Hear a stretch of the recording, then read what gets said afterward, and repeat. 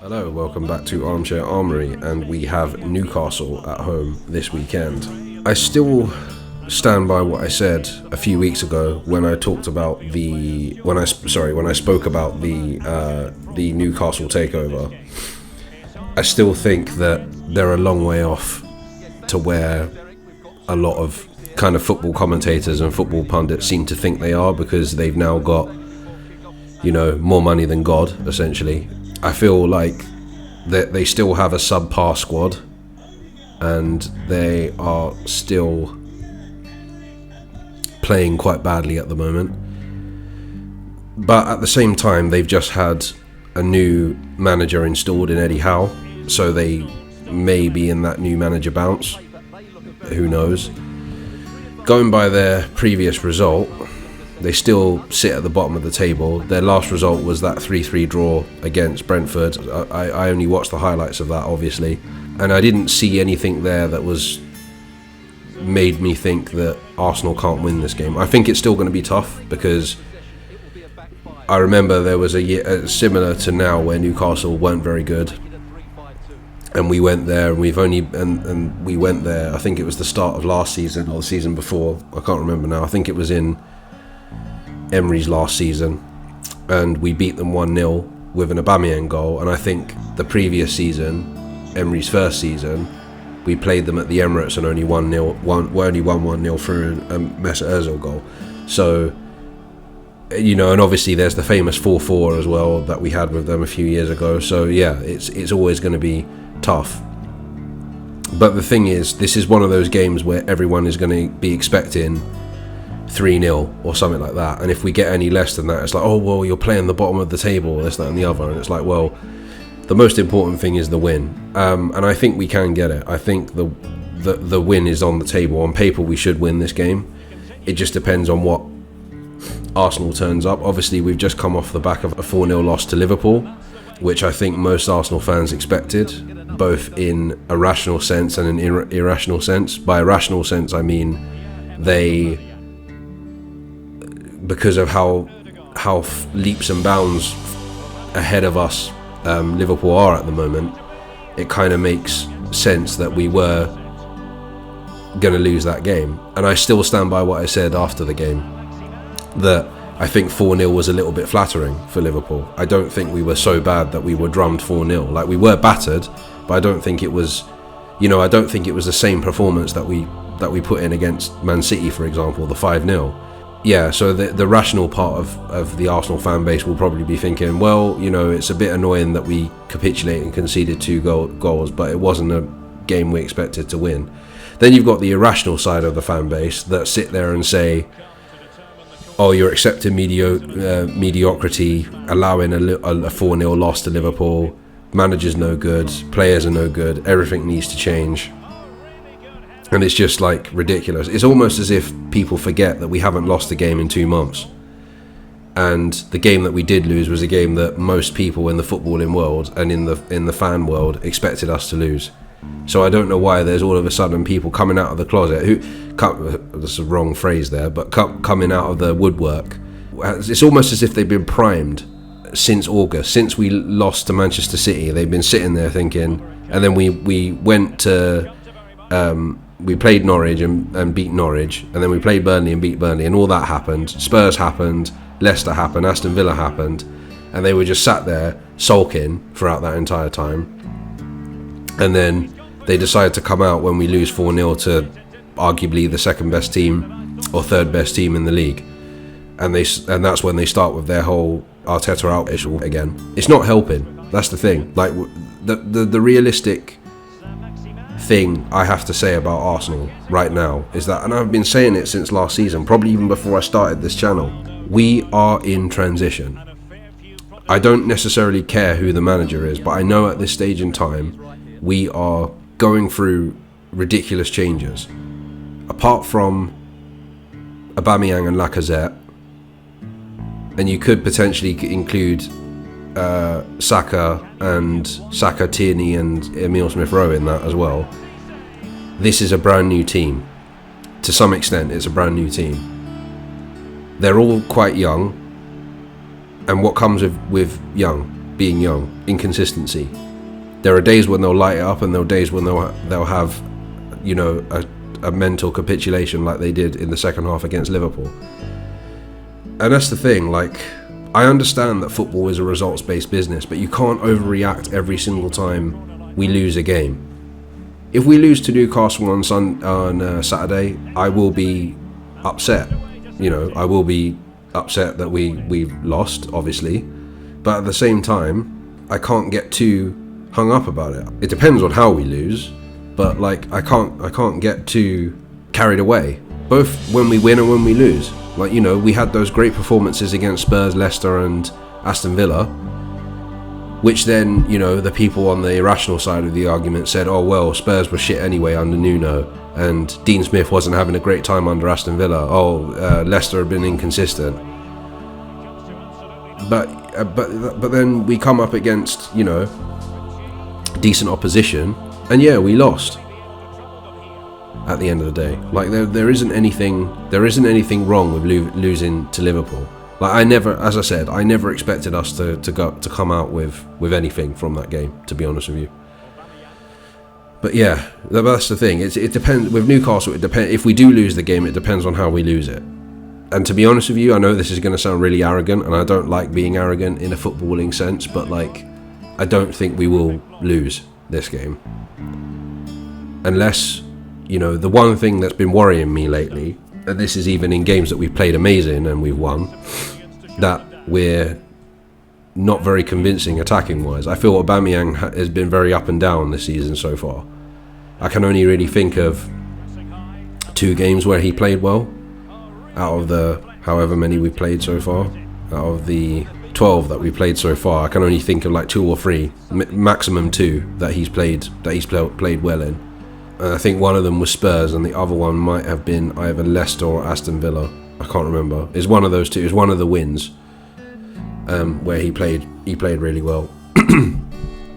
But yeah, for me, like Lacazette has been the better striker, but it looks like we're probably going to be losing Lacazette at the end of the season. So that would be my main concern. I think defensively we're a lot. Yes, despite the fact we conceded 4 goals last weekend, I still think we're within a great shout. You know, defensively we're really good. I think Ramsdale is looking good at the moment. The partnership between Ben White and Gabriel looks really, really good. Tierney is already proving to be good, even though he's been a bit up and down this season so far. But Tavares has been a decent backup for him, despite him having a bad game against Liverpool. And Tomiyasu looks like a godsend. Like Tomiyasu looks like he's just like that meme from Dragon Ball Z of Frieza knocking Vegeta, or whoever it is, knocking Vegeta into the mountain. It's basically like that is what Tomiyasu seems to have done with Bellerin. Like, I don't know how Bellerin comes back into the team after Tomiyasu's been there. We're definitely a lot more, what's the word? A lot more stable defensively. I think Arteta summed up Liverpool, what happened in the second half, perfectly. That for some reason we just lost discipline. And that's the thing, when Arsenal don't lose that discipline, which they hadn't done up until then, our game management is so much better now. Yeah, that's all we got to do. We've got to go into Newcastle. Don't go in there thinking, oh yeah, it's Newcastle, bottom of the league, we should win this easy. You've got to take and that's the thing. I believe they do, but you've got to take every team with some sort of respect. You know, Newcastle have done us over in the past and have made things difficult for us in the past. So I'm expecting a gritty performance, because normally the relegation teams just they'll do anything for a point, basically. So I'm expecting something like that. I'm expecting a hard-fought game in that sense. I think he's going to go with exactly the same lineup and formation that he's been going with for the past few weeks. Somebody asked me the other day, do you think Ødegaard will get back in? No, I don't think he will. I think this whole Lacazette and number 10 thing is going to last until it can't last anymore. Until, like, let's say, for example, God forbid, we lost 4-0 to Newcastle. Then he might think, oh, I've got to change the formation now. I'm not sure about. I have in the simulation you're watching now. I think I brought Tierney back in at left back, but I mean, he might bring Tierney back. But even that's the thing, like Tierney's not been setting the world alight this season so far. He's not been as good as he was last season, definitely. So it's give or take, really. I think Partey and Lokonga will stay in the centre. In fact, there is part of me that thinks Maitland-Niles might come in for Lokonga, even though I thought Lokonga played well against Liverpool, actually. So yeah, let's see. I think I'm going to predict a 2-0 win for Arsenal. Just because I do think we will win the game.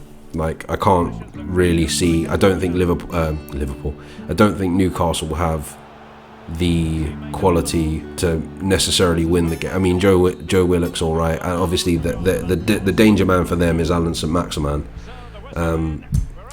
But again, like I don't. It's all right when you've got other players around you. Eventually, that guy's going to leave and go somewhere bigger. But it's all right when you've got like good players around you. But when you've got kind of like average to decent players around you, it's not the same. And you know, Brentford.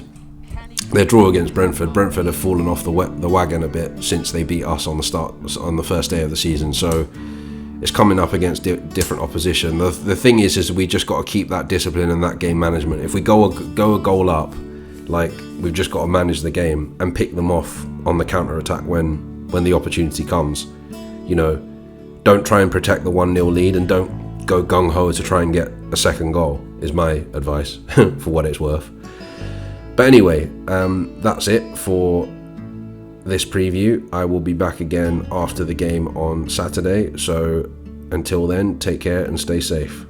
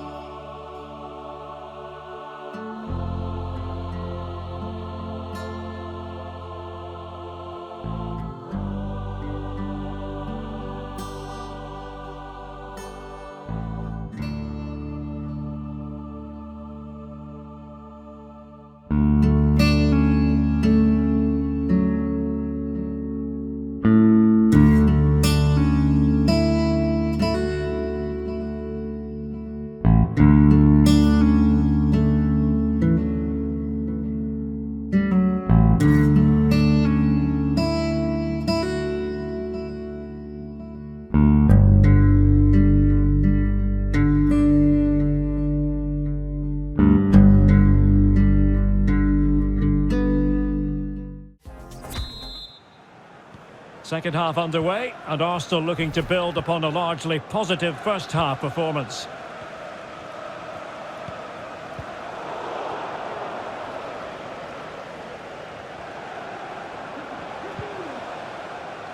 Bukayo Saka. Will he play it in? Well, they couldn't take advantage of the opportunity. Can he finish? And still danger here. Well, they can keep possession of it now. Hayden. St-Maximin. Wilson with it. Going about his defensive business with a minimum of fuss. Martin Ødegaard. And they've won the ball back following that challenge. Willock. Crossing possibilities. Lokonga.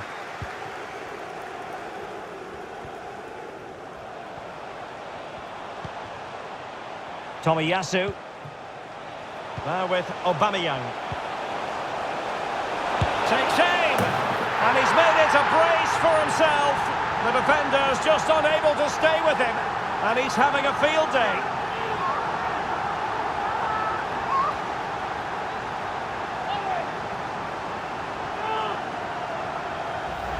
Well, as you can see, this is a wonderful strike. He makes the perfect connection, and he has so much pace on it. It's a great goal.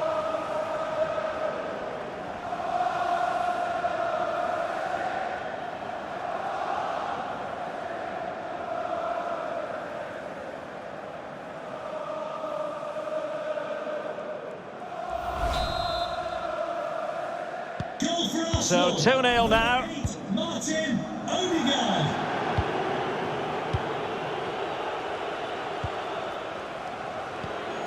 Hayden.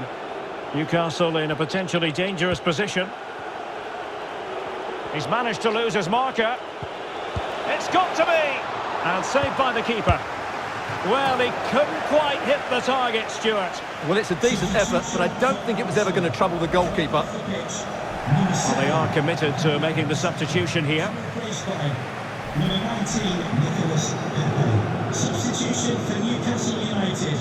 Coming off the pitch, number 28, Joe Willock. Coming onto the pitch, number 8, John Joe Shelvey. Martin Odegaard. Pierre-Emerick Aubameyang. Well, he successfully got past him.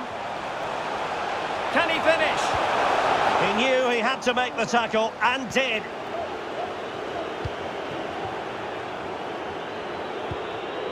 Callum Wilson. Saint-Maximin. After the foul, a chance to contemplate what is next, and perhaps a goal from this free kick.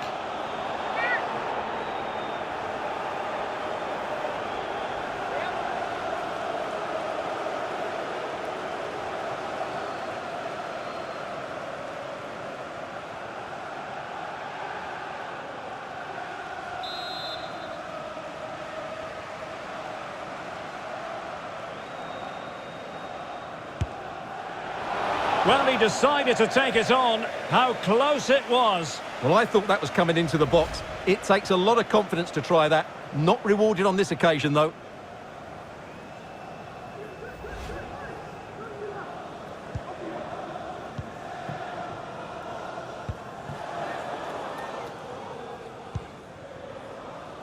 Well, offside anyway, albeit a tight one.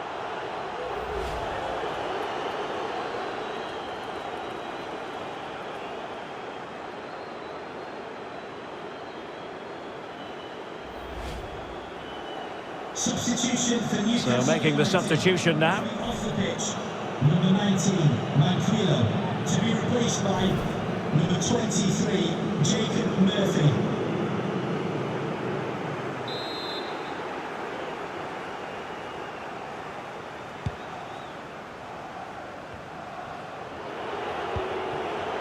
Murphy.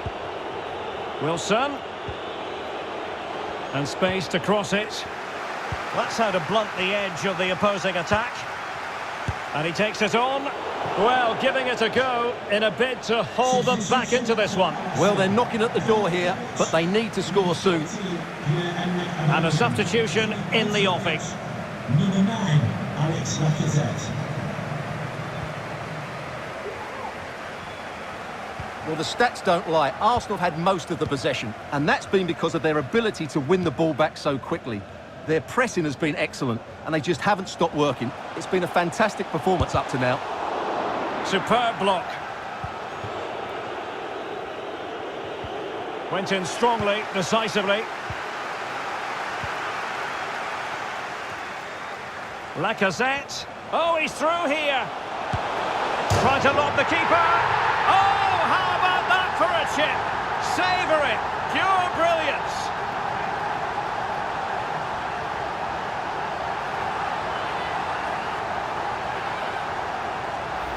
Well, here's the replay. Watch how he goes past his man with such ease, and it's just a change of pace. And what a great finish it is. He just lifts the ball over the keeper into the back of the net. That's a well-constructed goal.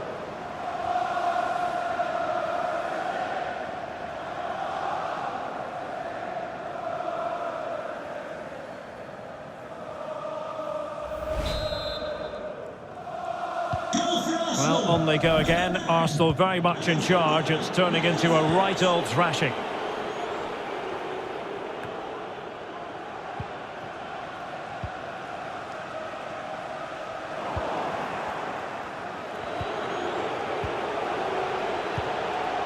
Saint-Maximin. It looks promising. Chance here. Brilliant save. Well, they've been getting the substitute ready, and now they will make the personnel change.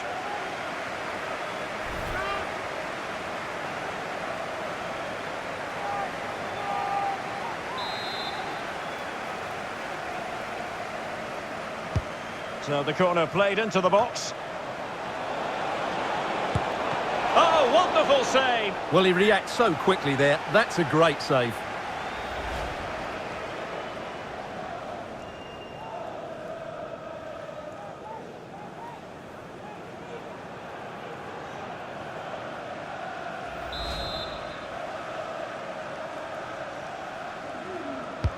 Can someone get on the end of this? Well, you're not going to bamboozle the goalkeeper with a corner like that.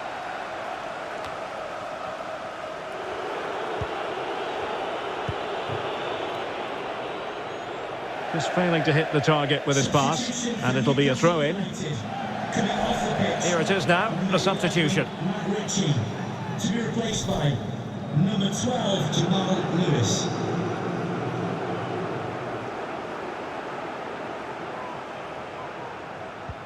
Thomas Partey. Albert Sambi Lokonga. Untidy in possession. Now potential danger. Save, but still a chance. Well, a respectable header, Stuart. Goal kick. Well, the contact was good, but he just gets underneath it. That was a decent effort.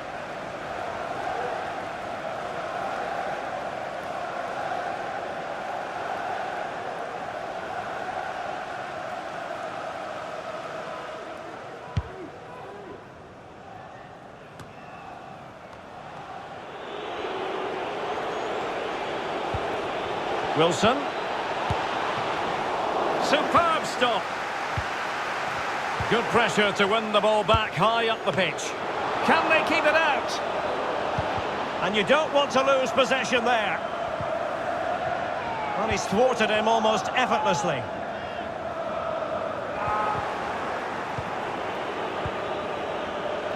Shelby. My goodness, that save. Fully stretched he was. One for his own highlights reel.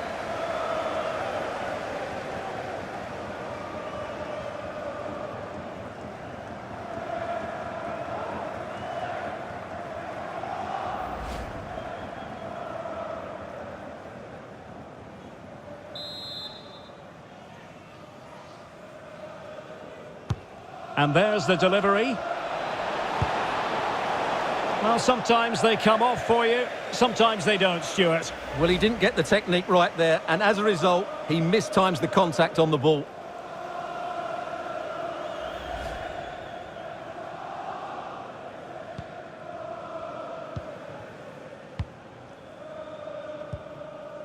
Martin Ødegaard. So there goes the final whistle. It ends in a victory for Arsenal. Maximum points for them. What did you make of it all? Well, Derek, they were the better team all over the pitch. We saw good individual performances. We saw an attack which was always threatening, and they played really well. What a performance that was today. Well, he kept asking questions, Martin Ødegaard. What did you make of what you saw from him? Well, what more could you ask for? His build-up play was clever, his movement was dynamic, and he scored a couple of goals. What a player he is.